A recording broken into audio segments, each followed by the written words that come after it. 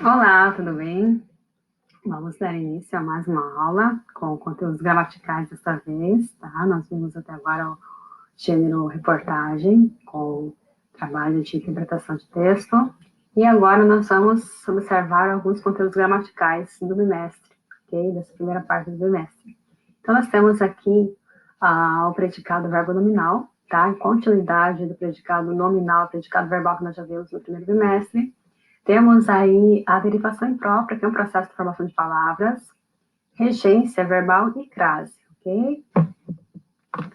Então, assim, só relembrando alguns conceitos que relação de predicado, lembrando que aquela informação que se refere ao sujeito, tá? Então, quando nós temos um predicado que expressa uma característica, uma condição, um estado do sujeito, nós temos um predicado nominal. Por quê? A estrutura, ela se dá por meio do verbo de ligação, juntamente com uma atribuição que é dada ao sujeito por meio do adjetivo que tem como função sintática e o nome de predicativo do sujeito, ok? Então, estruturas que apresentam verbo de ligação, como verbo ser, verbo estar, verbo parecer, verbo ficar, tornar-se, tá? E que é ligada ao sujeito para expressar essa característica, essa condição, esse estado, que é o adjetivo, tá? Dado ao sujeito. Então, nós temos aí, então, uma estrutura de predicado nominal. Predicado verbal é quando nós temos um verbo que expressa uma ação, um acontecimento relacionado ao sujeito, ok? Que é por meio de um verbo de ação, verbo significativo ou verbo nocional também chamado. E o nosso predicado verbo nominal seria a junção dos dois núcleos de predicado num só. Ou seja, nós temos um núcleo nominal, que é a característica, e nós temos um núcleo verbal, que é a ação, ou seja, o verbo de ação, ok? Então, o predicado verbo nominal vai ter dois núcleos, não um só, como tem o predicado nominal e o predicado verbal. Só que esses dois núcleos vão estar no único predicado, ok? A diferença entre predicado verbo nominal e predicado nominal é que esse predicativo do predicado verbo nominal, ele pode ser tanto dado ao sujeito, como pode ser dado também ao objeto do verbo, ok? Então, eu posso ter uma característica que posso dar ao sujeito da ação, ou posso dar ao elemento que complementa o verbo da ação do sujeito, ok? Então, aqui, exemplos, né? Só relembrando os exemplos de predicado nominal, predicado verbal. Sandra parece, ou Sandra está cansada.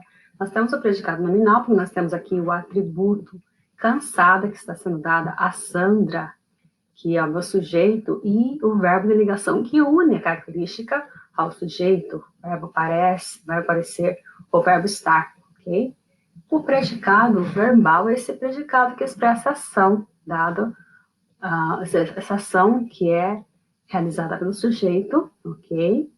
E é expressa por um verbo de significação. Então, a criança brincou muito.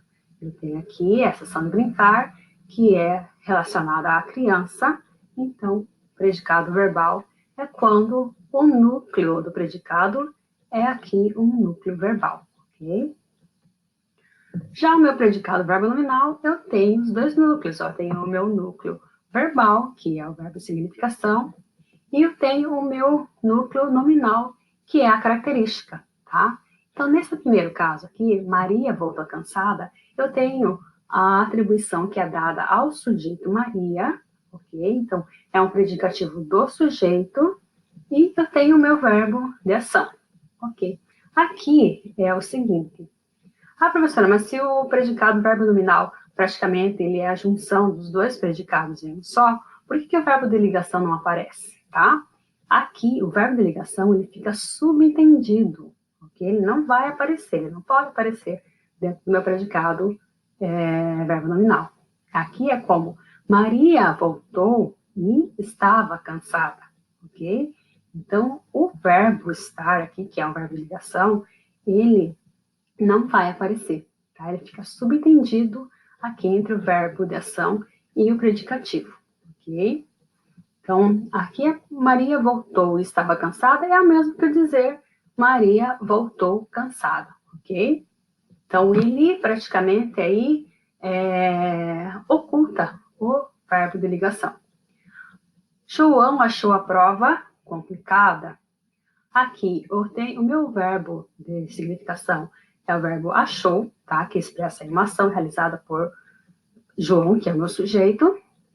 Achou que a prova complicada. A minha palavra que expressa atribuição é a palavra complicada, que dá uma atribuição aqui o elemento prova. O elemento prova é o meu objeto do verbo. O que João achou? Achou a prova. Prova estava complicada, ok? Então, aqui, a atribuição dada ao objeto do verbo, eu tenho o predicativo do objeto, tá? E o verbo significação. Então, eu tenho o meu núcleo achou, que é o núcleo verbal, e o meu núcleo nominal, que é o adjetivo complicado, ok? Então, dois núcleos, núcleo verbal e núcleo nominal, eu tenho o predicado verbo nominal. E essa questão do verbo de ligação, no predicado verbo nominal não aparece porque ele fica subentendido, ok? Bom, vamos aí à derivação imprópria, que é um processo de formação de palavra, que assim como a derivação prefixal, derivação sufixal, ele dá a possibilidade de criação de novas palavras na língua portuguesa, ok? A derivação imprópria é quando tem uma nova palavra que é dada por meio da modificação da classe gramatical. Como que isso acontece? Por exemplo, tem uma palavra que em dado momento ela funciona como um substantivo e em outro ela pode ser um adjetivo, ou de um verbo ela pode ser um substantivo, ou de um adjetivo ela passa a ser um advérbio. São as formas mais comuns que eu tenho de derivação imprópria, ok? Então, mudança da classe gramatical, mas é apenas mudar a classe gramatical? Não. Nós temos a ideia de mudança de classe gramatical quando nós mudamos o contexto de uma palavra, aonde que ela se aplica. Okay? Então, uma palavra, num certo momento, ela pode funcionar como verbo, e em outro, ela pode funcionar como substantivo, tá? Referindo aí a ideia de contexto. Aqui, exemplos, tá? Mais práticos. O filme Monstros S.A.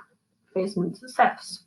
A palavra monstros, nesse primeiro contexto aqui, ela é um substantivo porque é uma palavra que nomeia um ser, okay? Uma criatura. Então, monstros, nesse primeiro momento, é um substantivo. Tá? A palavra monstros, monstro na língua portuguesa, se a gente for procurar lá no dicionário, ela, por natureza, é um substantivo, porque é uma palavra que nomeia um ser. Agora, essa palavra, ela também pode funcionar como um adjetivo se eu mudar o contexto de construção frasal, ok? Então, aqui no segundo exemplo, naquele dia ocorreu um protesto monstro. A palavra monstro está caracterizando a palavra protesto, que é um substantivo. Então, toda palavra que caracteriza um substantivo, eu tenho aqui, por natureza, um adjetivo, ok? Então, nesse contexto, a palavra monstro é um adjetivo. Então, percebam que a significação da palavra não modificou muito assim, mas a questão aqui é que por mudança de classe gramatical, eu tenho palavras, então, que são praticamente diferentes, ok? No terceiro exemplo, eu tenho aqui o dia acaba de nascer. A palavra nascer também, se nós formos olhar no dicionário, nós vamos ver que nascer é um verbo, ok? Já na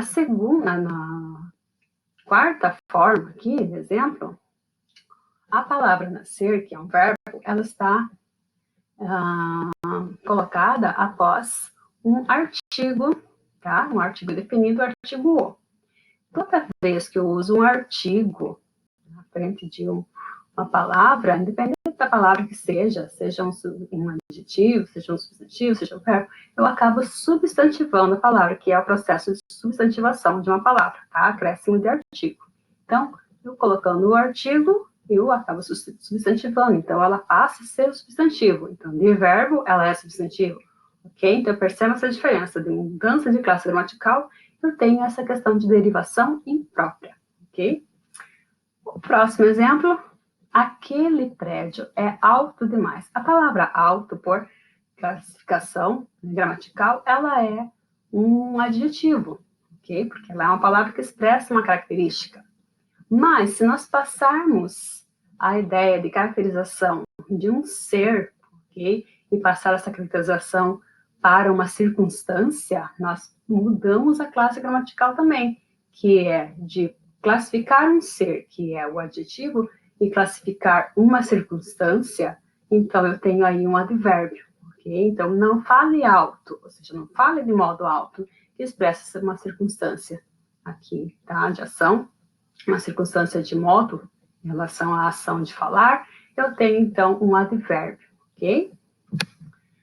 Bom, nosso próximo conteúdo aqui é a regência verbal, que nós já vimos neste ano, no início do bimestre, uma parte da revisão, e no ano passado também. Vamos, então, né, inserir um pouquinho mais de conteúdo em relação a essa disciplina, esse conteúdo. Então, nós temos aqui a ideia. O que é a regência verbal? É o uso, né, de algumas preposições ou não, de acordo com o sentido do verbo, ou seja, com a necessidade que o verbo tem por natureza, dentro das regras da norma padrão da língua portuguesa, de usar ou não a preposição de acordo com o sentido do verbo, ok? Existem verbos que podem expressar mais de uma significação e também mudar a sua transitividade de acordo com a significação que ele expressa. O verbo agradar, que expressa dois sentidos: o sentido de agradar, de fazer carinho, carícia, ou ser agradável a alguém ou alguma coisa. E aí a transitividade também muda, ok? Então, a criança agradava o gatinho, agradar, de fazer carinho, agradava o gatinho. Agradava, verbo transitivo, o gatinho, nesse caso aqui, por não apresentar preposição no complemento, ele é um objeto direto. Logo, o verbo ele é classificado como verbo transitivo direto. Okay? No próximo exemplo, seu discurso não agradou a plateia. Tá? Lembrando que o a craseado, ele tem aqui a presença da preposição, ou seja, a junção de preposição mais artigo a que forma aí a classe, ok? Então, agradar no sentido de ser agradável é agradar a. Eu não agradei aos meus pais com a minha atitude. Aos, olha só, preposição a mais artigo o, que é na frente da palavra pais, forma essa contração aos. Aqui, como a palavra plateia é uma palavra feminina, ela assume o artigo feminino há o verbo que é transitivo indireto, que necessita da presença da preposição a, então juntando a preposição que é própria do verbo agradar e o artigo na frente da palavra plateia, então funde e forma a crase. Okay? Seu discurso não agradou à plateia. Ou poderia ser a forma masculina, seu discurso não agradou ao público, se fosse aqui uma palavra, né, masculina, tá? Bom, aqui outros verbos que possuem transitividades também diferentes, de acordo com o sentido que podem expressar. Nós temos o verbo assistir, que tem aqui pelo menos três transitividades, ok? E 4 sentidos. Tá? Então, nós temos aqui o verbo assistir, no sentido de prestar auxílio, prestar ajuda, ele é verbo transitivo direto. Por exemplo, o médico assiste o doente todos os dias, em todos os plantões. Ou seja, o médico presta auxílio ao doente, né? Presta auxílio ao doente. Lembrando que se eu mudo o verbo, tá? Aí, se eu usar o verbo prestar ajuda, eu vou mudar a transitividade. Nesse caso, usando o verbo assistir no sentido de prestar ajuda ou auxiliar, ele é verbo transitivo direto. O médico assistiu o doente. Ok? Verbo transitivo indireto do verbo assistir, no sentido de presenciar, visualizar, tornar-se espectador, ele é transitivo indireto, ou seja, se eu assisto o filme, eu vou assistir o filme hoje, eu vou assistir ao filme, eu vou assistir a, esse acraseado, peça de teatro, eu vou assistir ao seriado de TV. Okay? Então, assistir no sentido de presenciar, ele é transitivo indireto, ele necessita da preposição a.